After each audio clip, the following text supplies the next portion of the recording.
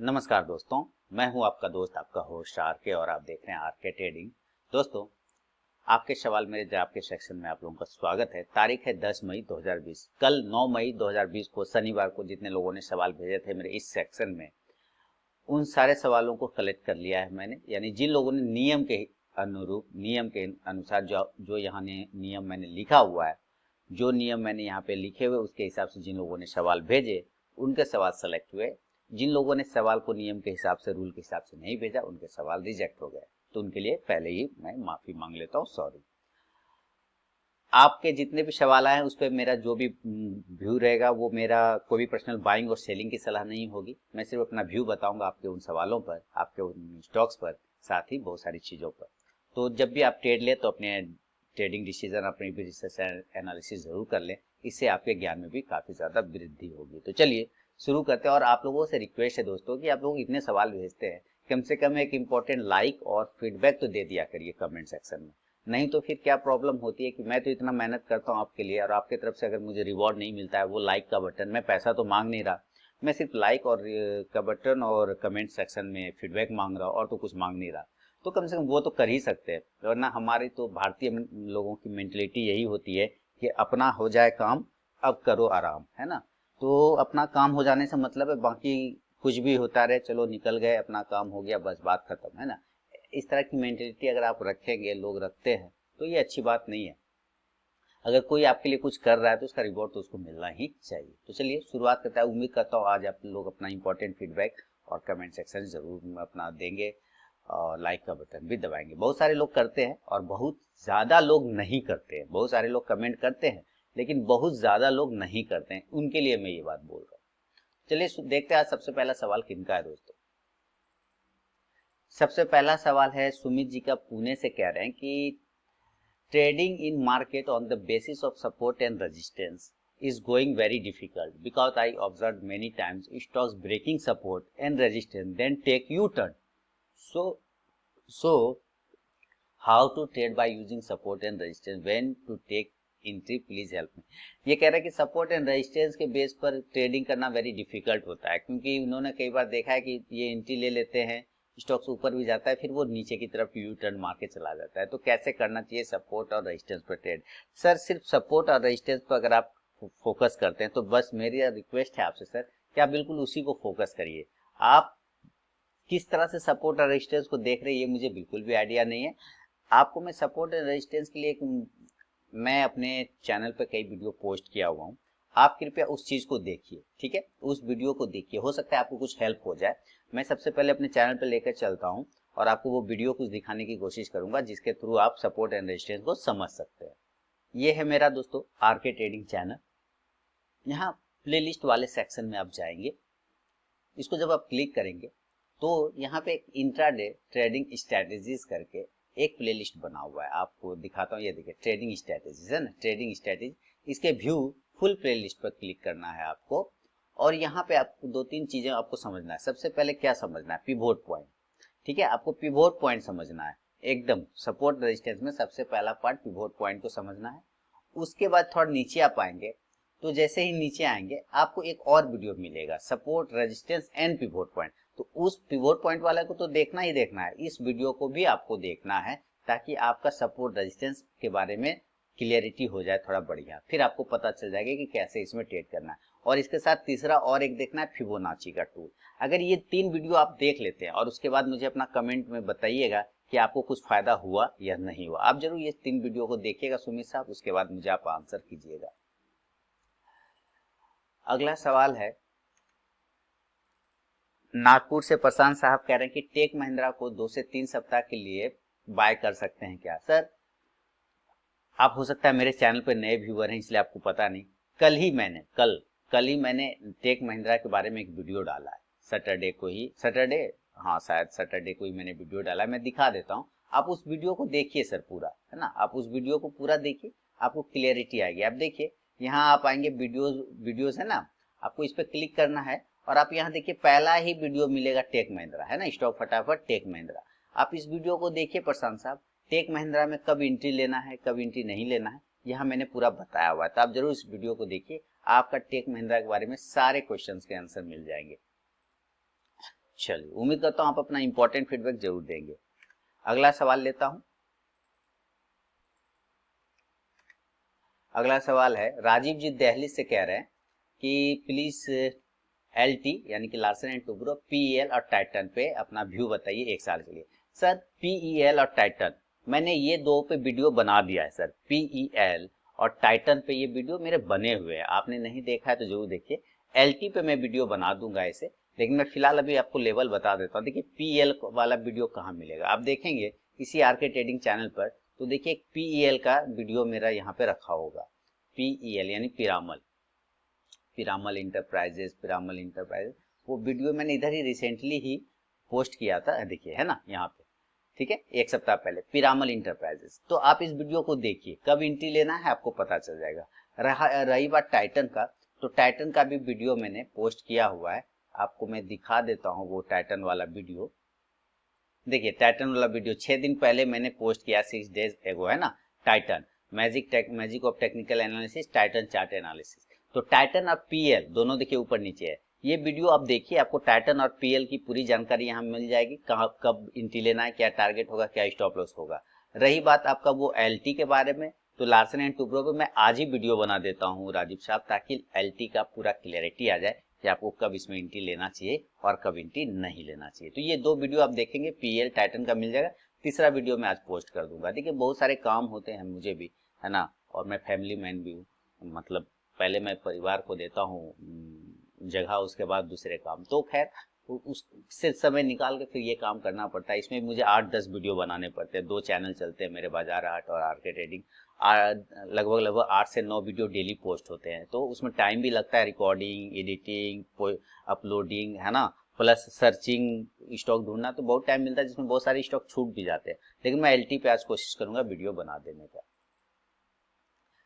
चलिए अगला सवाल लेता हूं सर, और अगला सवाल है सुनील जैन साहब मुंबई महाराष्ट्र से कह रहे हैं कि USD INR फ्यूचर में एक लॉट को डिलीवरी में बाय और सेल करने के लिए कितना मार्जिन लगता है। सर अभी फायर्स में 360 से 75 रुपए के आसपास लेता है, एक लॉट लेंगे ना तो 360 से लेके 375 रुपए के आसपास का, ये वही प्राइस में मिल जाता है। एक लॉट को बाय करिए चाहे एक लॉट को सेल करिए, वो 3 यानी 400 के अंदर में आपका एक लॉट का ट्रेड हो जाता है सर। 400 रुपए का अगर आप मान राउंड फिगर में अगर 500 भी रखते हैं ना आप अकाउंट में, तो एक लॉट आप बाय और सेल कर सकते हैं इसमें। अगला सवाल है सतीश कुमार बुंधे साहब सिंदखेद महाराष्ट्र से कह रहे हैं कि निफ्टी ऑप्शन में प्रॉफिटेबल हेजिंग करने के कौन कौन से तरीके हैं और उनके बारे में विस्तार से बताइए। सर मैं ऑप्शन में ट्रेड तो करता नहीं सतीश साहब, लेकिन मैंने अपने चैनल पर लाइव सेशन में कई बार, बहुत बार, अगर मैं गलत बोल रहा हूं तो मेरे व्यूअर्स बताएंगे, कई बार मैंने हेजिंग करके दिखाया, हेजिंग का लाइव ट्रेड करके दिखाया। कितना सप्ताह मैंने दिखाया हेजिंग का लाइव ट्रेड करके कि भाई देखिए हेजिंग में कैसे आप प्रॉफिटेबल बन सकते हैं, और मैंने प्रॉफिट कमा के दिखाया। मैं अपने व्यूअर से जानना चाहूंगा क्या मैं गलत बोल रहा हूँ, क्या मैंने दिखाया या नहीं, और मैंने प्रॉफिट कमाया है या नहीं कमाया। मैंने कई बार दिखाया, तो वो सारे लाइव ट्रेड के वीडियो देखिए सतीश साहब, आपको पिछले 2-3 महीने के लाइव सेशन के वीडियो में वो सारे मिल जाएंगे, और उसमें मैं थंबनेल में लिख भी देता हूँ ऑप्शन के हेजिंग के बारे में, ठीक है ना। तो आपको उससे पता चल जाएगा कि कौन कौन सा वीडियो है, आप उसको देखिए, आपको पता चलेगा कि किस तरह से हेजिंग करना चाहिए। बहुत ही सिंपल तरीका होता है हेजिंग करने का। तो ये सारे वीडियो मेरे ऑलरेडी बने हुए हैं, आप उस वीडियो को देखिए। और मैं अपने व्यूअर से भी कमेंट जानना चाहूंगा क्या मैंने दिखाया है या नहीं दिखाया। और निफ्टी का जब भी हेजिंग करते हैं ना, हेजिंग करते हैं सेम स्ट्राइक प्राइस होना चाहिए, ठीक है, स्ट्राइक प्राइस का सेम स्ट्राइक प्राइस का कॉल और पुट लेते हैं, लेकिन दोनों नियर होना चाहिए, आसपास होना चाहिए, और दोनों को ही बाय करते हैं, दोनों को ही बाय करते हैं, कॉल को भी बाय करते हैं और पुट को भी बाय करते हैं, ठीक है। और ऑप्शन याद रखिए, ऑप्शन आइसक्रीम है, ध्यान से सुनिए ये लाइन, ये वर्ड समझने में लोगों के कितने जीवन चले जाते हैं। ऑप्शन एक आइसक्रीम है, आइसक्रीम आप हाथ में पकड़ के क्या ज्यादा देर रखते हैं, नहीं रख पाते होंगे, क्योंकि ज्यादा देर रखेंगे आइसक्रीम को तो वो गल जाएगा, पिघल जाएगा, फिर मजा नहीं ले पाएंगे। तो जब तक वो ठोस है, मजबूत है, काट के खा लीजिए। उसी तरह ऑप्शन में जैसे ही प्रॉफिट आता है काट के निकाल लीजिए। अगर आप और प्रॉफिट के चक्कर में रहेंगे प्रीमियम खाता चला जाएगा और वो आपका प्रॉफिट कम हो जाएगा, ठीक है ना। ये बेसिक है उसका, समझिए। और रही बात, वो लाइव सेशन के वीडियो देखिए, आपको आंसर मिल जाएंगे वहां पे।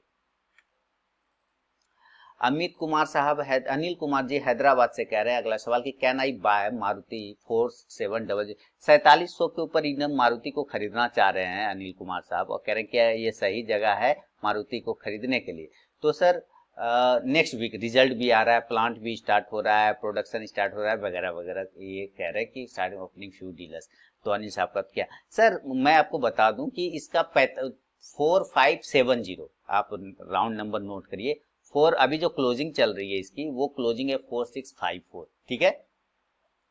4570 अगर ये ब्रेक कर देगा नीचे की साइड में, नेक्स्ट वीक क्या होगा मुझे बिल्कुल मालूम नहीं। मैं रिजल्ट के ऊपर ट्रेड करता नहीं, मैं सिर्फ टेक्निकल पे ट्रेड करता हूँ, चार्ट पे, प्राइस पे। तो अगर 4570 अगर ये नीचे की साइड में काट देता है मारुति, तो इसमें आपको 4350 के लेवल दिखाई देगा। ऊपर के लिए तब तक पोजीशन नहीं बनाएंगे हम, मैं अपना व्यू बता रहा हूँ, जब तक ये 5000 को ब्रेक ना करे। जब तक ये 5000 के ऊपर सस्टेन नहीं करेगा, क्लोज नहीं करेगा, तब तक इसके ऊपर मेरा पॉजिटिव व्यू नहीं बनता है। अगर ये 5000 के ऊपर सस्टेन करता है तो मैं 5200 5300 यानी 5200 और 5300 के टारगेट के लिए पोजीशन बना सकता हूँ। ये मेरा मारुति पे व्यू है सर। अगला सवाल है, अपना इंपॉर्टेंट फीडबैक देना बिल्कुल भी ना भूलें दोस्तों, आपके फीडबैक का इंतजार रहता है। करेंसी, अच्छा रिजू साहब पंजाब से कह रहे हैं कि currency trading, how to decide stop loss and buy price, what is the time to enter in currency market. Time का कोई फिक्स नहीं है सर कि फलाने टाइम पे हम आएंगे और हमें करेंसी बोलेगा आइए आर के सर करेंसी में मुझ में ट्रेड ले लीजिए। ऐसा आप किसी भी स्टॉक्स के बारे में सोचते हैं ना रिजू साहब कि वो किसी स्टॉक का पर्टिकुलर टाइम होता है, हम उसी टाइम एंट्री लेंगे, नहीं, तो ये आप गलत फहमी में जी रहे हैं। किसी भी का भी टाइम होता है, वो प्राइस हो सकता है 5 मिनट बाद आ जाए, मुझे जिस प्राइस पे लेना है हो सकता है वो प्राइस 5 मिनट बाद ही आ जाए, मेरी एंट्री बन जाएगी। हो सकता है वो प्राइस जिस प्राइस पे मुझे लेना है 1 घंटे बाद आएगा, मैं 1 घंटे बाद एंट्री लूंगा। मुझे प्राइस से मतलब होता है, ठीक है, समझ में आ रही बात, मुझे प्राइस से मतलब होता है, इसलिए उसका कोई टाइमिंग फिक्स नहीं है। अगर वो प्राइस मान लेता हूँ मुझे 200 पे बाय करना है, 200 का, और अभी वो 180 पे चल रहा है, 5 मिनट बाद ही अगर वो 200 का लेवल आ गया, मेरा तो बाइंग लेवल आ गया ना, मैं एंट्री कर लूंगा। 200 का प्राइस अगर 2 घंटे बाद आता है तो 2 घंटे बाद एंट्री होगी। तो कोई फिक्स टाइम नहीं होता है इसका, ठीक है। दूसरी बात है कि टारगेट और stop loss decided, sorry stop loss कैसे डिसाइड करते हैं, उसके पॉइंट में चलते हैं। जैसे जैसे स्टॉक्स का आपने देखा होगा, सपोर्ट एंड रेजिस्टेंस के बेस पे स्टॉप लॉस और टारगेट बनते हैं, इसके भी बनते हैं, लेकिन इनके साथ और भी बहुत सारी चीजें जुड़ी होती है। क्योंकि यूएसडी है ना, तो यूनाइटेड स्टेट डॉलर है ना, तो हमें यूनाइटेड स्टेट को भी कुछ कुछ फॉलो करना पड़ता है, तो वहां से भी उन चीजों को समझना पड़ता है। और ये इतना बड़ा है कि यहाँ 5 मिनट के वीडियो में मैं तो बता नहीं पाऊंगा ये चीजें, इनके लिए मुझे बड़ा समय चाहिए। योगेश पाटिल साहब नासिक से कह रहे हैं कि अगर स्टॉक का हाई इक्वल टू लो होगा और next day stock 1% gap up open होता है तो बाय करना चाहिए क्या। योगेश साहब आपसे मैं माफी चाहूंगा कि जब आप सवाल लिखते हैं ना तो एक बार उसको दोबारा से पढ़ लिया कीजिए। जल्दबाजी में कोई भी काम, मैं हमेशा कहता हूँ जल्दबाजी में काम कभी नहीं करना चाहिए सर, कभी नहीं। देखिए अगर स्टॉक का हाई इक्वल टू लो, कभी सुना है सर किसी का हाई और लो इक्वल होते हुए। चलिए मैं आपको चार्ट, किसी का या तो ओपन इक्वल टू लो हो सकता है या ओपन इक्वल टू हाई हो सकता है, लेकिन हाई इक्वल टू लो कभी नहीं होगा सर। जरा सोचिए, इमेजिन करिए, क्या हाई इक्वल टू लो हो सकता है। चलिए इसको चार्ट पे समझते हैं। यहाँ पे ये मान लेता हूँ ये हाई प्राइस है, ये ठीक है, ये हाई प्राइस है या ये हाई प्राइस है। सर यही लो कैसे बनेगा, आप मुझे समझा दीजिए एक लाइन। ये हाई है, यही प्राइस हाई है, ये अब लो कैसे बनेगा। हो सकता है, पॉसिबल है सर, नहीं है पॉसिबल। इसलिए आपसे रिक्वेस्ट है कि जल्दबाजी में, सारे लोगों से कहता हूँ, 1000 बार कहा है मैंने, सर जल्दबाजी में काम क्यों करते हैं। कहाँ भागा जा रहा है मार्केट, इस संसार में मार्केट कहाँ भागा जा रहा है। आराम से पढ़ लीजिए ना, क्या आप लिख रहे हैं, क्या सामने वाले से पूछ रहे हैं। हाई इक्वल टू लो बिल्कुल सेम कभी नहीं हो सकता, जीवन में नहीं हो सकता। या तो ओपन इक्वल टू हाई होगा या ओपन इक्वल टू लो होगा, लेकिन हाई इक्वल टू लो तो कभी नहीं होगा, ठीक है। एक चीज समझ में आएगा। दूसरा है कि आप कह रहे हैं 1% गैप अप ओपन होता है तो बाय करना चाहिए। अब जब आपका ऊपर का सवाल ही गलत हो गया तो ये सवाल तो अपने आप गलत हो जा रहा है ना। जब ऊपर का ये चीज ही गलत हो गया, ये चीज भी गलत हो गया। अब गैप अप और गैप डाउन अगर ओपन हो जाता है तो आपको वहां पे गैप अप और गैप डाउन वाले हिसाब से ट्रेड करना चाहिए ना। फिर तो आपके लेवल खत्म हो गए, लेवल खत्म हो गए। अगर अगर आपने कुछ लेवल निकाल के रखा है तो लेवल तो खत्म हो गए। तो याद रखिए जब लेवल खत्म हो गए तो आपको मार्केट कंडीशन के हिसाब से स्ट्रेटेजी को बदलना पड़ता है। तो आपको गैप अप गैप डाउन पे फोकस करना पड़ जाएगा, क्योंकि वो तो गैप अप गैप डाउन हो गया, लेवल खत्म हो गया, और अब आपका स्ट्रेटेजी वहां पे चेंज हो जाएगा। तो स्ट्रेटेजी मार्केट कंडीशन के हिसाब से चेंज होता रहता है सर। सुरेंद्र जी जाजपुर उड़ीसा से कह रहे हैं कि in case of cover and bracket order block Zerodha mention on the top of the dashboard, but how can we know the same in Fires? Sir Fyers भी मेंशन कर देता है। अगर आप फायर्स में देखेंगे तो फायर्स की वेबसाइट पे जाइए और वहां पे आपको कॉन्टेक्ट वाले हिस्से में आपको सब चीज पता चल जाएगा। और फायर्स का टेलीग्राम चैनल ज्वाइन कर लीजिए, फायर्स का टेलीग्राम चैनल ज्वाइन कर लीजिए, वहां फायर्स अपडेट कर देता है कि कौन सा स्टॉक जो है ब्लॉक्ड है। दूसरी बात है कि कवर ब्रैकेट ऑर्डर कैश सी या कॉल या पुट आप लेते हैं और बाइंग या सेलिंग के लिए तो कितना मार्जिन मिलता है, इसके डिटेल देखिए। मैं कॉल एंड पुट की तो बात नहीं करूंगा, लेकिन कवर एंड ब्रैकेट ऑर्डर में आपको 15 टाइम्स 20 टाइम्स ये सारे स्टॉक्स वाइज मिलते हैं। ए ग्रुप के जो होते हैं ना स्टॉक्स उस पर ज्यादा मिलते हैं, बी ग्रुप के थोड़े कम मिलते हैं। तो ए ग्रुप का स्टॉक जो माने हाई वोलेटिलिटी स्टॉक्स है, जिस पर टॉप कंपनियां लीडर कंपनियां, उस पर 15 से 20% मार्जिन मिलता है, ऊपर भी मिलता है। आपको ये सारे वीडियो मैंने एक्चुअली बना के रखे, मैं दिखा देता हूँ वो वीडियो सर। ठीक, आपको 10 मिनट टाइम लगेगा सर आप वीडियो देखने में, क्योंकि वीडियो है तो देखने में टाइम तो लगेगा ही, वो आपको लेकिन वीडियो देखना है सर। देखिए मेरे इस आरके ट्रेडिंग चैनल पे आइए, प्लेलिस्ट का सेक्शन बना हुआ है और यहाँ पर एक वीडियो ट्रेडिंग टर्मिनल करके एक प्लेलिस्ट है। देखिए ट्रेडिंग टर्मिनल यहाँ है ना, यहाँ व्यू फुल प्लेलिस्ट पर क्लिक करना है आपको। और यहाँ पे मैंने फायर्स के ब्रोकरेज के बारे में मैंने बताया हुआ, Fyers leading discount broker in India, ये वाला वीडियो आप देखिए। इसमें कॉल में कितना लेता है, पुट में कितना लेता है, ऑप्शन कवर में कितना लेता है, ब्रैकेट में कितना, ये सारे डिटेल वीडियो मैंने यहाँ पे बना के रखे हैं। Leading discount broker in India के नाम से आपको यहाँ पता चल जाएगा सर। इस वीडियो को आपको देखिए, डिटेल वीडियो मिलेगी, 20 मिनट की वीडियो है। उम्मीद करता हूँ 20 मिनट तो आप देखेंगे नहीं, फॉरवर्ड करके ही देखेंगे, पर आप उसको देखिए, आपको सारी चीजें समझ में आ जाएगी। सुनीता सिंह साहब मुंबई से कह रही हैं कि मेरे पास इंडसइंड बैंक का कॉल है 460 का 43 पर, और ये नीचे ही जा रहा है। तो कॉल लिया हुआ है 460 का 43 पर और इंडसइंड बैंक जो है नीचे चला जा रहा है। मैंने पहले, अगर आप मेरी बैंकिंग स्टॉक्स एनालिसिस देखती हैं मैम, तो मैंने पहले भी कहा है कि इंडसइंड बैंक को हम बाय तभी करेंगे जब ये 510 के ऊपर जाएगा। देखिए मुझे प्राइस एकदम याद है, मैं तो प्राइस भी नहीं देख रहा हूँ लेकिन मुझे याद है, क्योंकि मैं वही करता रहता हूँ तो मुझे याद है। 505 से लेकर 510 एक इंपॉर्टेंट सपोर्ट है, अगर उस ब्रेक को करता है, उसको ब्रेक करता है, तभी हमारे लिए कॉल में भी प्रॉफिट हो सकता है। अदरवाइज इंडसइंड बैंक में अभी हमारे लिए कोई लेवल ही नहीं निकलेगा, इंडसइंड बैंक का कोई लेवल निकल ही नहीं सकता है। अब जबरदस्ती का अगर हम लोग ट्रेड करना चाहें, ये नीचे की साइड में गलती से भी, अभी देखिए जो क्लोजिंग कर रहा है वो 440 के आसपास का है, अगर वो गलती से भी 420 के नीचे निकल गया तो आपका कॉल और खत्म हो जाएगा। तो जब ये 500 अभी निकल जाने में भलाई है, मेरे ख्याल से, ये मेरा अपना व्यू है, लेकिन ये 510 के ऊपर या 505 भी ठीक है, 505 से 510 के ऊपर जाए तभी कॉल में प्रॉफिट होगा, अदरवाइज प्रॉफिट नहीं हो सकता है। मेहुल वाघेला साहब कह रहे हैं अहमदाबाद गुजरात से कि मेरा सवाल ये है कि मैं कोई भी स्टॉक को 5 टाइम बाई और 5 टाइम सेल करता हूं सेम प्राइस पे, buy and sell price same, intraday तो मेरे एवरेज बाय और एवरेज सेल क्या? सिंपल है सर, 5 बार बाय को जोड़िए 5 से डिवाइड कीजिए, 5 बार सेल को जोड़िए 5 से डिवाइड कर दीजिए, वही आपके एवरेज प्राइस आ जाएंगे। लेकिन मेहुल साहब एक एकदम कॉमन सेंस की बात मैं आपसे पूछता हूँ, मुझे आप करके दिखाइएगा सर ये बात कि आप सेम प्राइस पे 5 बार कैसे बाय करते हैं। एकदम मैं ये देखना चाहूंगा कि कैसे आप बाय कर पाते हैं सेम प्राइस पे। सर डिफरेंस होगा ही होगा, आप 100 रुपीज पे कभी भी 5 बार बाय नहीं कर सकते, या तो 100 रुपीज 50 पैसे पे हो जाएगा, या तो 100 रुपीज 75 पैसे पे हो जाएगा, या 101 रुपए पे हो जाएगा, या 100 रुपए पे हो जाएगा, माने एक आध बार 100 रुपए भी हो जाएगा, लेकिन हर बार 100 पे नहीं कर सकते आप।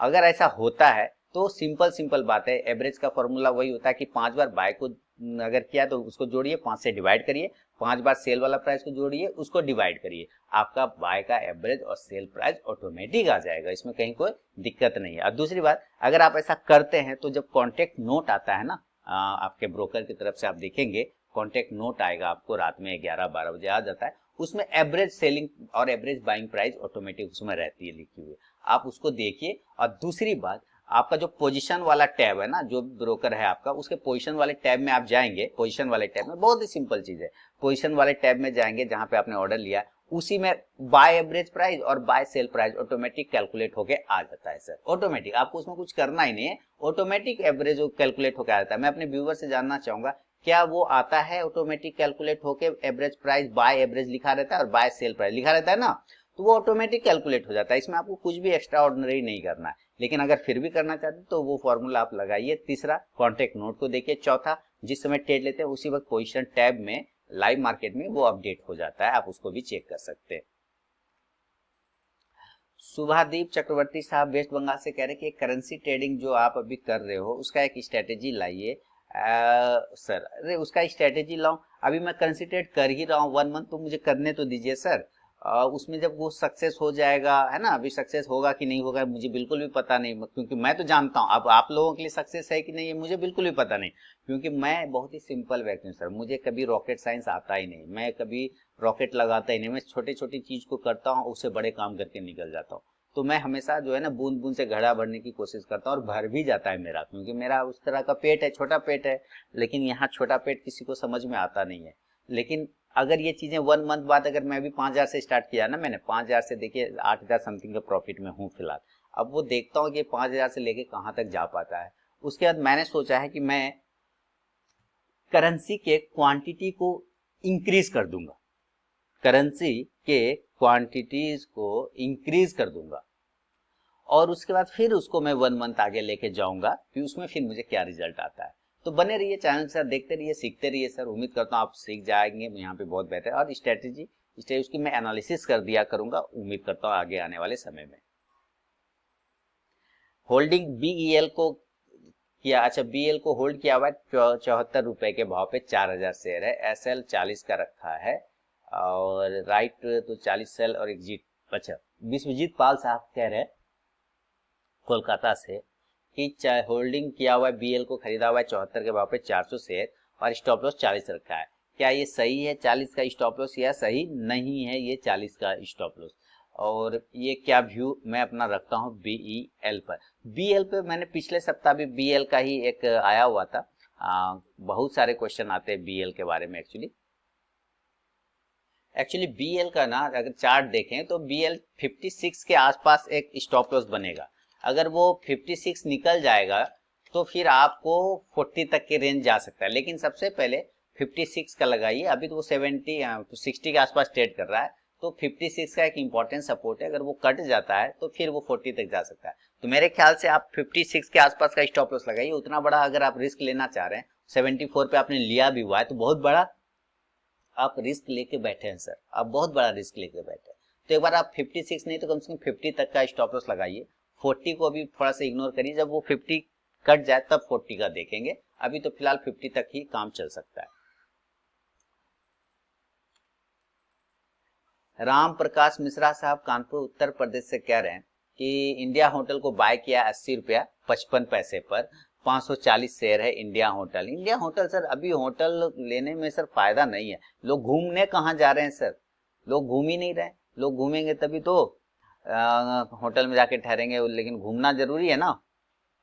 लेकिन चलिए चेक कर लेता हूँ सर, आपने ले लिया है तो अब हम लोग देखते हैं क्या हिसाब उसका आ रहा है। चलिए इंडिया होटल आपने लिया हुआ, चलिए इंडिया होटल के चार्ट को देख लेते हैं हम लोग और समझते हैं कि क्या हुआ, इसमें प्राइस कहाँ पे घूम रहा है और कहाँ पे इसको ट्रेड करना चाहिए। इंडिया होटल देखिए यही है, इंडियन होटल्स लिया हुआ है आपने, है ना, दी इंडियन होटल्स, इसी को लिया है आपने।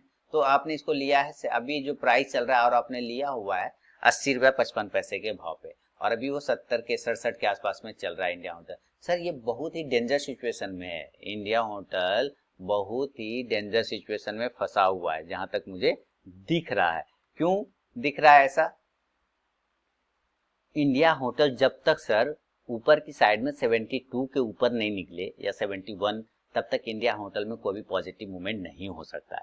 नीचे की साइड में ये 62 तक के लेवल अभी मुझे दिखा रहा है, 62 तक इसको एक बार आना चाहिए, 62 तक। इसने अपना इंपॉर्टेंट सपोर्ट को ब्रेक कर दिया है, बहुत ही बेहतरीन तरीके से ब्रेक किया हुआ है। थोड़ा सा स्टॉक वीक है, तो स्टॉक को पॉजिटिव होने के लिए कम से कम 70 ऊपर के ऊपर इसको क्लोज होना होगा, तभी ये पॉजिटिव हो सकता है सर, अन्यथा ये और नीचे नीचे जा सकता है, 62 तक जा सकता है, 57 तक भी जा सकता है सर। तो आप अपना रिस्क के हिसाब से स्टॉप लॉस मेंटेन रखिए।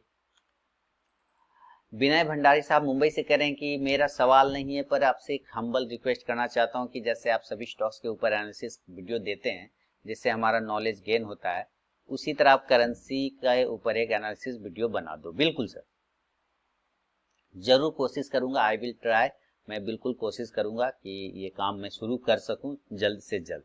अगर यूएसडी आईएनआर पे अगर मैं वीडियो बना सकूं तो जरूर मैं बनाऊंगा। उसके बाद आप जो कह रहे हैं कि आप बाकी आप जो नॉलेज देते हैं उसका कोई कंपैरिजन नहीं है, बस सर बने रहिए, चैनल के साथ देखते रहिए, लाइक करते रहिए, फीडबैक भी देते रहिए सर। और उम्मीद करता हूँ, कोशिश करूंगा आपके सवाल पे करेंसी का वीडियो बनाने की। चंद्रभान सिंह साहब इंदौर मध्य प्रदेश से कह रहे हैं कि 10,000 मेरा इन्वेस्ट 10,000 है, मैं बैंक निफ्टी या कैश में ट्रेड करूं और कैसे मालूम करूं कि बैंक निफ्टी में कॉल या पुट लूं और स्टॉक में कौन सा अप या डाउन साइड जाएगा। आपने कहीं कुछ सीखा है, कुछ समझा है, या चार्ट रीडिंग आती है सर चंद्रभान साहब, तो आप उसके हिसाब से तो समझ पाते होंगे, लेकिन बिना समझे सीधे बैंक निफ्टी या निफ्टी के इंडेक्स में या ऑप्शन में ट्रेड करना चाह रहे हैं, तो इसका मतलब है, देखिए मुझे पता नहीं चंद्रभान साहब कि आपने क्या सीखा है, नहीं समझा है, लेकिन अगर आपने नहीं सीखा और किसी का चैनल वगैरह वीडियो वगैरह कुछ वीडियो देख के आप डायरेक्ट ऑप्शन या कॉल या पुट या निफ्टी कुछ भी ट्रेड करना चाह रहे हैं, तो इसका मतलब है सर कि आप अपने पैर पे कुल्हाड़ी मारने जा रहे हैं। देखिए मेरी बातें जमीन से जुड़ी होती है, इस बात को आप फील करिए। अगर आप किसी के वीडियो देख के अट्रैक्ट हो गए हैं कि उसने छोटा पैसा लगा के बड़ा पैसा बनाया है, तो मैं भी बना लूंगा, लेकिन कभी उस व्यक्ति ने ये आपको नहीं बताया कि उसके पीछे उसने कितना मेहनत किया होगा, है ना। आपने कभी उस व्यक्ति के पीछे का मेहनत नहीं देखा होगा कि उसने कितना मेहनत किया होगा उस चीज को गेन करने में। तो क्या आपने उतना मेहनत किया है उस चीज को गेन करने में? अगर नहीं किया है तो 10,000 के इन्वेस्ट से सर बैंक निफ्टी में कॉल और पुट करना चाह रहे हैं, तो इसका मतलब है आप अपने पैर पे कुल्हाड़ी मार रहे हैं। पहले सर पेपर ट्रेडिंग करिए, ठीक है, पेपर ट्रेडिंग करिए, चार्ट को रीड करना स्टार्ट करिए। चार्ट रीड करेंगे ना तो आपको कॉल पुट भी सब समझ में आने लग जाएगा, लेकिन पहले चार्ट पर जाइए सर और कैश में ट्रेड करने की कोशिश करिए। कैश में खुदरा पैसा माने खुदरा ट्रेड करिए, 1 quantity, 2 quantity, 5 quantity, 10 quantity, 20 quantity, इस तरह से बड़े बड़े क्वांटिटी करेंगे ना तो 10,000 अभी आपके हाथ में वो भी जीरो होते देने लगेगा। मैं अपने व्यूवर से जानना चाहूंगा, क्या मैं इनको जो बता रहा हूँ गलत बता रहा हूँ? क्या मैं इनको गलत सलाह दे रहा हूँ? ये 10,000 के इन्वेस्ट से अगर ये कॉल पुट करना चाह रहे हैं तब तो फिर परेशानी है ना सर, काफी ज्यादा परेशानी, जीरो होते देर नहीं लगेगा और भी पैसा चला जाएगा सर। तो पहले आप कैश में ट्रेड करिए, पेपर ट्रेड करिए, कुछ लर्निंग करिए चैनल से, वीडियो से, किताब से, बुक से, उसके बाद सर पेपर ट्रेड स्टार्ट करिए अथवा टाइम दीजिए, तभी आप कर पाएंगे सर। उम्मीद करता हूँ चंद्रभान साहब आप मेरी बातों के पीछे का जो सार है, जो मतलब है, वो आप समझ रहे होंगे और इससे आप अन्यथा ना लें, मतलब अदरवाइज मत लीजिए। जो मैं कह रहा हूँ बिल्कुल जमीन से जुड़े हुए चीजें सर, बिना अगर आप लर्निंग पर्पज या बिना सीखे किसी का वीडियो देख के अट्रैक्ट होते हैं तो वो परेशानी का सबब बनता है। अमित कुमार दिल्ली से कह रहे हैं कि आपके सेल स्टॉक में कैसे काम करें। मेरा कोई सेल स्टॉक नहीं होता है सर, मेरा तो स्टॉक भी नहीं होता है। एक स्टॉक जो होता है स्टॉक मार्केट का होता है, उसके बाय और सेल लेवल में देता हूँ, ये मैं भले ही करता हूँ, मेरा कोई सेल स्टॉक्स नहीं होता, ठीक है, पहली बात तो ये। तो फिर भी आप जो लिखा है आपने, आपके सेल स्टॉक में कैसे काम करें, मैं आपका एक पुराना सेल वीडियो देखा था पर कम समझ आया, हो सके तो कोई लेटेस्ट सेल वीडियो बनाई। बहुत बार सेल का वीडियो बनता है और लगभग डेली बन ही जाता है सेल साइड में। अभी मैं यूएसडी कर रहा हूँ ना करेंसी, उसमें भी तो सेल करता हूँ कभी कभी, है ना। यानी आपको शॉर्ट सेल नहीं पता है, घुमा फिरा के सिंपल सी बात है कि आप व्हाट इज शॉर्ट सेल ये आप नहीं समझ पा रहे हैं कि कैसे स्टॉक को खरीदने से पहले बेच कैसे सकते हैं, ये चीजें होती है स्टॉक मार्केट में, ये चीजें चलती है और कई बार मैंने वीडियो बना दिया। ठीक है, मैं फिर भी कोशिश करूंगा वीडियो बनाने की, लेकिन कुछ है नहीं सर, उसको बाय की जगह बस सेल कर देना, मैंने कई बार दिखाया और बोल करके दिखाया है। पहले भी कितने व्यूवर लोगों को परेशानी होती थी तो मैं उसको सेल करके दिखाता था कि भाई ये स्टॉक है, आप इसको डायरेक्ट सेल कर सकते हैं। लेकिन दिक्कत क्या है कि आप उसको डिलीवरी लेके नहीं जा सकते कि सेल करके बैठ गए, सेल करके बैठ गए डिलीवरी लेके नहीं, वो फ्यूचर एंड ऑप्शन में होता है, सेल करके डिलीवरी ले सकते हैं, कैश में नहीं, कैश में आपको इंट्राडे ही करना पड़ेगा सेल। अच्छा, और दूसरा है कि साथ में उसी स्टॉक को बाय का, तो सर जब सेल करेंगे तो उसको लास्ट में नीचे में आने पर कवर करना ही पड़ेगा, ऑटोमेटिक बाय करना ही पड़ेगा उसको। आपके कितने स्टॉक में काम करें कि प्रॉफिट और लॉस का बैलेंस बना रहे। सभी स्टॉक में रोबो ऑर्डर नहीं होता है, इसलिए मॉडिफाई करते करते मूव हो जाता है। देखिए आपके कितने स्टॉक में काम करें कि प्रॉफिट और लॉस का बैलेंस बना रहे, देखिए ये कोई दूसरा तय नहीं करेगा सर। जब आप होटल में जाते हैं तो क्या होटल वाला तय करता है कि आप कितना खाना खाएंगे, या आपका पॉकेट तय करता है कि आप कितना खाना खा सकते हैं? बात समझिए मेरी बातों को, इस लाइन का मतलब समझिए। जब आप किसी होटल में जाते हैं तो क्या होटल वाला डिसाइड करता है कि आप कितना खाना खाएंगे, या आपका पॉकेट डिसाइड करता है कि आप कितना खाना खा सकते हैं, है ना। सेम चीज यहाँ होता है, ये मैं या कोई दूसरा डिसाइड नहीं कर सकता सर कि आपको कितने स्टॉक में काम करना चाहिए। आपका रिस्क मैनेजमेंट, आपका मनी मैनेजमेंट और आपका कैपिटल कितना अलाउ करता है आप उतने स्टॉक में काम करिए सर, और मिनिमम स्टॉक में काम करने की कोशिश करिए। 3 से ज्यादा जाने की कोशिश मत करिए। 3 से 4 बहुत हो गया, उसके बाद ओवर ट्रेड हो जाएगा, बस ब्रोकरेज कटेगा और कुछ नहीं होगा। 3 से 4 के बाद अगर आप जाते हैं ना तो सिर्फ आप ब्रोकरेज देते हैं अपने ब्रोकर को, उसका उसका परिवार पालते हैं आप, उसका घर परिवार चलाने लग जाते हैं, अपना आप कुछ नहीं कमा रहे होते हैं उस वक्त जब आप 3 से 4 से ज्यादा ट्रेड करते हैं। इसलिए 3 से 4 स्टॉक में ट्रेड करिए सर, और उस पर कंटिन्यू ट्रेड करिए 3 से 4, उससे बढ़ाइए नहीं, अदरवाइज जो है सिर्फ ब्रोकरेज जनरेट करिएगा आप। उल्लास खाड़े साहब महाराष्ट्र से कह रहे हैं कि कौन सा मोबाइल और कार्ड बेस्ट है ट्रेडिंग के लिए जिससे नेट स्पीड अच्छी मिलेगी। सर ये सवाल मेरे इससे रिगार्डिंग नहीं है, लेकिन मेरा तो अपना चलता है यहाँ लोकल नेटवर्क लिया हुआ, जो लोकल लोग प्रोवाइड करते हैं ना इंटरनेट कनेक्शन, वो लिया हुआ है। साथ ही कुछ मॉडेम वगैरह जैसे जियो का है, एयरटेल का है, वो सब रखा हुआ है ये इमरजेंसी पीरियड में, ठीक है। तो आप वो यूज कर सकते हैं। आपके भी लोकल एरिया में नेटवर्क प्रोवाइड करता होगा इंटरनेट, आप पता करिएगा। और बाकी एयरटेल का भी आता है ब्रॉडबैंड, जियो का भी आता है, आप वो भी यूज ले सकते हैं। अब तो ऑप्टिकल फाइबर क्या क्या आने लग गया पता नहीं, बहुत ज़्यादा स्पीड मिलते हैं सुनता हूँ इसमें। हमारे शहर में अभी फिलहाल वो नहीं है, तो मैं क्या करता हूँ लोकल एरिया नेटवर्क जो लोकल लोग इंटरनेट प्रोवाइड करते हैं उनसे लेता हूँ। साथ ही इमरजेंसी पीरियड के लिए और ये रखा हुआ है, वाईफाई कनेक्शन रखा हुआ है, एयरटेल का ब्रॉडबैंड रखा हुआ है, ये सारी चीज़ों को मैंने रखा है।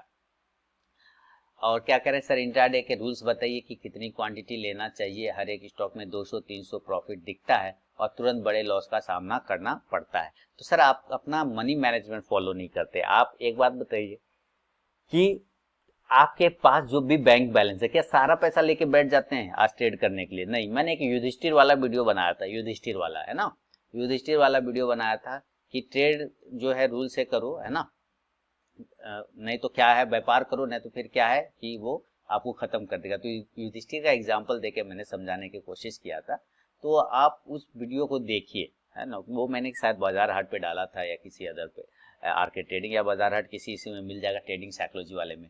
आपको वहां पे अपना डिसाइड करना पड़ता है, आपको डिसाइड करना पड़ता है सर कि आप कितना लॉस डिसाइड कर सकते हैं। अगर आप वो डिसाइड नहीं कर पाएंगे तो बड़े बड़े लॉस होते रहेंगे, आप बैठे रहेंगे। नहीं, आपको सबसे पहले अपना लॉस को डिसाइड करना होता है, प्रॉफिट तो बात की चीज है। उस पहले ये डिसाइड करिए कि आपको कितना लॉस आप बर्दाश्त कर सकते हैं, उसके हिसाब से फिर आपको ट्रेड करना पड़ेगा।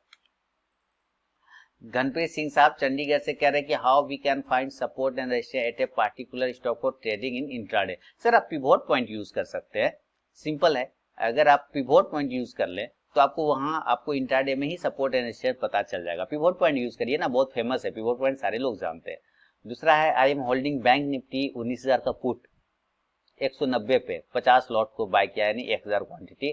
Kindly give your valuable feedback. Bank Nifty 19,000 का पुट बाय किया है सर, तो हम तो बैंक निफ्टी का इंडेक्स का चार्ट देखूंगा मैं सीधी सीधी।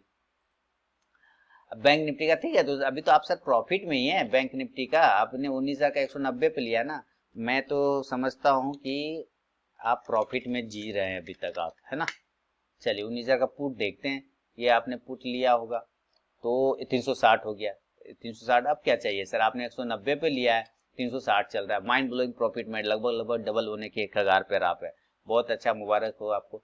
तो आप तो बने हुए, और भी ये नीचे आने की संभावना है कि नहीं है, माने प्रॉफिट और होने की संभावना है या नहीं है। तो ये इंडेक्स का चार्ट मैं खोलूंगा और यहाँ देखूंगा। तो सिंपल सी बात है सर, इसका 19,000 का ही इंपॉर्टेंट सपोर्ट है। 19,000 ब्रेक कर देगा तो आपका प्रॉफिट और भी बढ़ने वाला है, तो वेट करिए। अदरवाइज 50 लॉट लिया है तो 30 लॉट को बुक कर लीजिए प्रॉफिट, अब बाकी का आप होल्ड करके रखिए। चिरंजीत साहब कोलकाता से कह रहे हैं कि LT now price is around 815, क्या ये 800 से 810 के बीच में बाय करना चाहिए? ये बार बार वहीं पे घूम रहा है, इनके हिसाब से ये पोजिशनली करना चाहिए। सर एलटी पे मैं वीडियो बना दूंगा, हालांकि मैंने अभी एक व्यूवर्स के सवाल पे ये बात बोला था कि एलटी पे मैं अपना पूरा वीडियो बना दूंगा, लेकिन अभी 815 से 810 अभी ये बाइंग के रेंज में है नहीं सर, है ना। बाइंग का रेंज 845 के ऊपर ऐसे बनेगा, 845 के ऊपर एक बार निकलता है ना तो एक बार 900 तक के टारगेट जाने की कोशिश करेगा एलटी में, तो भी वेट कर लीजिए, ऐसे मैं वीडियो भी बना दूंगा। अगला सवाल है महाराष्ट्र से मनीष साहब कह रहे हैं कि सर मैं मोबाइल से ट्रेडिंग करता हूं, मेरे पास लैपटॉप नहीं है, क्या मैं लाइव सेशन ज्वाइन कर सकता हूं? बिल्कुल, मोबाइल से भी ज्वाइन कर सकते हैं, क्योंकि मैं जो एप्लीकेशन यूज करता हूं जूम से यूज करता हूं, जूम मोबाइल पे भी इजी में चलता है और वेब पर भी इजी पे चलता है, इंटरनेट सिस्टम पे भी। तो आप मोबाइल से भी डायरेक्ट ज्वाइन कर सकते हैं सर, कोई प्रॉब्लम नहीं है।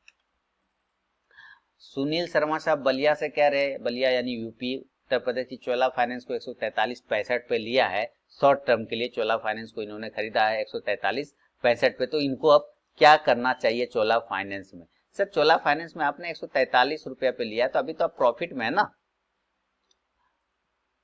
मेरे ख्याल से तो अभी आप प्रॉफिट में चोला फाइनेंस है ना। चलिए देखते हैं, अभी तो आप प्रॉफिट में ही है चोला फाइनेंस। चलिए चेक करता हूँ चोला फाइनेंस, हाँ 144 पे आपने लिया, अच्छा, और आपने किया था 143 पे, 144 चल रहा है। तो सर अभी तो थोड़ा सा दिक्कत है चोला फाइनेंस में, अगर आपने इस प्राइस पे लिया हुआ है तो अभी जो इसकी क्लोजिंग चल रही है 144 के आसपास चल रही है। नीचे बस ध्यान रखना है आपको इस बात का कि नीचे ये 135 को ब्रेक ना करे। अगर ये 135 ब्रेक कर देगा ना तो तेजी से डाउनफॉल करेगा सर, फिर तेजी से डाउनफॉल करेगा 130 और 115 की तरफ आने की कोशिश करेगा, 115 120 के आने की कोशिश करेगा।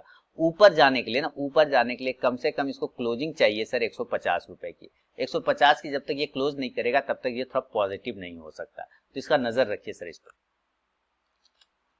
अगला सवाल देखता हूं सर, अपना आप लोग इंपॉर्टेंट फीडबैक जरूर दिया कीजिए, वीडियो के कमेंट सेक्शन में इंतजार रहता है आपके कमेंट सेक्शन का। बहुत लोग करते हैं कमेंट, फीडबैक देते हैं, लेकिन उससे ज्यादा लोग नहीं करते, बहुत ज्यादा लोग नहीं करते, तो मैं उन लोगों के लिए कह रहा हूं कृपया अपना इंपॉर्टेंट फीडबैक जरूर दें। प्रकाश मेहत्रे साहब औरंगाबाद से कह रहा है कि how much chances of profit if I sold both same price call and put, example now 9000 P is 75 and 9400 is 80। Same price CN पे अगर सेम प्राइस के कॉल एंड पुट को ये सेल कर देते हैं तो कितना चांसेस है सर? ये हेजिंग अगर आप कर रहे हैं, अगर आप हेजिंग कर रहे हैं तो चांसेस तो बनते हैं, एक समय आएगा जब आप प्रॉफिट में आते हैं, एक बार चांसेस आते हैं, लेकिन याद रखिए कि मार्केट साइडवेज ना हो। अगर मार्केट साइडवेज है तो चांस नहीं बनेगा, मार्केट अगर वन वे होगा तो चांस बनेगा, क्योंकि अगर मार्केट साइडवेज हो गया, एक रेंज में ठहर गया, आप बात समझिए, अगर मार्केट एक रेंज में ठहर गया तो प्रीमियम कम होता जाएगा, आपका प्रीमियम जो भी आपने दिया हुआ है वो प्रीमियम कम होता जाएगा, प्रीमियम खत्म होता जाएगा और आप लॉस में आएंगे। तो जब वो वन वे मार्केट रहता है ना, वन साइडेड, तभी वो काम करेगा, बहुत अच्छे तरीके से काम करेगा, बस मार्केट साइडवेज नहीं होना चाहिए। ओमकार दवाडे साहब कह रहे हैं कि एनालिसिस परफेक्ट रहता है लेकिन ट्रेड लेने के बाद मन में तेज हलचल होती है, प्रॉफिट से दूर रहता हूं, कुछ ऐसा बताइए कि पेशेंस ला पाऊं। सर मैं पेशेंस के बारे में हमेशा कहता हूं कि इसके लिए कोई दवाई तो बनी नहीं है कि 2 चम्मच सुबह दे दूं 2 चम्मच शाम दे दूं और आपको पेशेंस आ जाए, ऐसी कोई दवाई नहीं बनी। अभी आप देखते होंगे मैं करेंसी ट्रेड करता हूं या इसके पहले स्विंग हाई लो पे करता था, एक्सेल सीट मेंटेन करता था। आप मुझे एक बात बताइए, वहां पे ऑर्डर आता है, ऑर्डर लेता हूं, उसके बाद उसको टारगेट स्टॉप लॉस लेके अपना बैठा रहता हूं, फिर प्रॉफिट बुक करता हूं और उसके बाद कोई ट्रेड नहीं करता। ये सर ये क्या है? ये डिसिप्लिन मेंटेन करने का तरीका है। ये एक्सेल सीट अगर आप मेंटेन करते हैं ना डेली, ट्रेड डायरी मेंटेन करते हैं डेली, रूल बुक मेंटेन करते हैं डेली, तो आप अपना इमोशन कंट्रोल कर लेंगे। आपके मन में हलचल तब होती है जब आप बिना डिसाइड किए बस सुबह रात सोए सुबह उठे और ये मारा बाय ये मारा सेल करने लग जाते हैं, और वो भी जबरदस्ती का, प्राइस आए या नहीं आए उससे मतलब नहीं है, जबरदस्ती का, तभी आपके मन में डर आता है, क्योंकि आप बिना मनी मैनेजमेंट, बिना रिस्क मैनेजमेंट और ओवर ट्रेड करने की कोशिश कर रहे हैं बिना किसी प्लानिंग के। अगर आप किसी प्लानिंग के ट्रेड करते हैं ना तो ही आपको डर लगेगा। अगर प्लानिंग है किसी के पास तो वो डर क्यों लगना है सर? फिर डर की बात ही नहीं, हमारे प्लान पे आएगा तो करेंगे, प्लान पे नहीं आएगा तो नहीं करेंगे। अगर प्लान पे आने के बाद भी लॉस हो जाता है तो वो एक्सेप्ट करेंगे ना, वो एक्सेप्ट करेंगे, उसको फाइंड करेंगे कि क्या गलती हुई यहाँ पर, ठीक है? ये चीज को आपको दिखना करना पड़ेगा सर। राजकुमार साहब पटियाला से कह रहे हैं कि वोल्टास के 50 शेयर 640 पे खरीदे थे इन्होंने और फिर उसको एवरेज कर लिया है वोल्टास को, और फिर 50 से ले लो, एवरेज प्राइस हो गया 550 का, ठीक है सर। तो वोल्टास को इन्होंने खरीद कर रखा है, एवरेज प्राइस 500 कि थोड़े से, और ये सोच रहे कि थोड़े शेयर और लेकर एवरेज प्राइस कर लूं, 500 कर लूं, क्या ये ठीक रहेगा? देखिए सर एक बात, आप एवरेज करिए ना करिए, मैं वोल्टास के प्राइस सीधी सीधी अभी जो प्राइस चल रहा है वो 456 के आसपास की क्लोजिंग चल रही है, अब आपका 500 हो गया, वो और नीचे गिर जाएगा। सपोज एक एग्जांपल बता रहा हूँ, फिर आप उसको एवरेज करेंगे वो और गिर जाएगा, फिर आप उसको एवरेज करेंगे, ये आपके अंदर चलता रहेगा। फिर एक समय ऐसा आएगा जब एवरेज के पास भी स्टॉक जाते जाते दब जाएगा। कभी भी गिरते हुए स्टॉक में एवरेज नहीं करने का होता है, ठीक है? ये बेसिक समझिए, कभी भी गिरते हुए स्टॉक्स को एवरेज करने का नहीं होता है। हमेशा प्राइस जो है ना, हमेशा भागते हुए दौड़े पे दाव लगाते, जो घोड़ा दौड़ता है ना उसी घोड़े पे दाव लगाया जाता है। जो गिरता रहता है घोड़ा, उस घोड़े पे दाव नहीं लगाया जाता है। अगर आपको इसको एवरेज करने का बहुत है इच्छा कि आपको एवरेज ही करना है, तो सर जब ये 470 के ऊपर निकले ना, अभी 444 के आसपास, 456 के आसपास क्लोजिंग है, जब ये 470 के ऊपर वोल्टास निकले ना, तब फिर आप प्राइस उसमें लीजिएगा क्वांटिटी। अदरवाइज ये अभी एवरेज की जगह पे नहीं बैठा है। एसबीआई 173 पे खरीदे हैं, तो सर एसबीआई लॉन्ग टर्म के लिए रखिए ना। एसबीआई नियर टर्म में कुछ नहीं होने वाला है। एक तो ऐसे ही सरकारी बैंक है, ऊपर से एसबीआई है, ऊपर से है अपना बहुत ही बड़ा सपोर्ट को तोड़ के रखा है एसबीआई ने, बहुत ही बड़ा तोड़ दिया उसको। उसके पास जो सपोर्ट था वो टूट गया है। 166 या 67 के आसपास की क्लोजिंग चल रही है एसबीआई की। तो मुझे है कि अगर 150 160 है, नीचे की साइड में एक सपोर्ट बनता है, लेकिन अभी ये ब्रेक किया हुआ है, नीचे की साइड में कमजोर हो चुका है। ऊपर जब तक 175 76 67 ये 77 ये सब नहीं जाएगा ना, तब तक इसमें मूवमेंट नहीं हो सकता। लॉन्ग टर्म के लिए इसका व्यू रखिए, नियर टर्म में इसका कोई व्यू नहीं रहेगा। तो दोस्तों सवालों का सिलसिला हो गया खत्म, आपके सवाल मेरे जवाब का। और जितने लोगों ने नियम के हिसाब से भेजे तो उनके सवाल को मैंने सेलेक्ट करके यहाँ पे जवाब दिया। उम्मीद करता हूँ आप लोग भी अपना इंपॉर्टेंट फीडबैक जरूर देंगे, और नेक्स्ट सैटरडे का फिर वेट करेंगे और अगले सैटरडे को सवाल भेजिएगा। लेकिन अपना कमेंट सेक्शन जरूर मेरा ओपन है दोस्तों, वहाँ अपना फीडबैक जरूर से जरूर दे, आपके फीडबैक का इंतजार रहेगा। तो मिलता हूँ दोस्तों अब नेक्स्ट वीडियो में, तब तक के लिए बहुत बहुत धन्यवाद।